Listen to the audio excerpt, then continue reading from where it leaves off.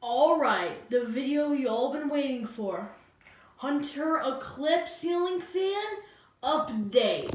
Big update and fix. First, I added this wall fart pole chain to it. A light one, because why not? Guess what? Got new LED bulbs in. Look how bright it is, or look how bright it does brights in my dad's office. It still has bad bearings, but it's fine. Look at this. The pull chain works perfectly fine now. Did it turn it off?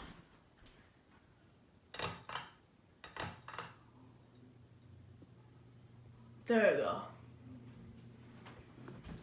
I'll just put it back on high. It still has bad bearings, but that's fine.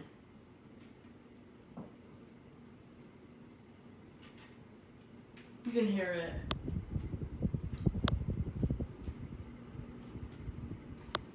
I like the design of the pull chain, but it's good. Thank you guys for watching. Make sure to hit the like button and subscribe, and bye.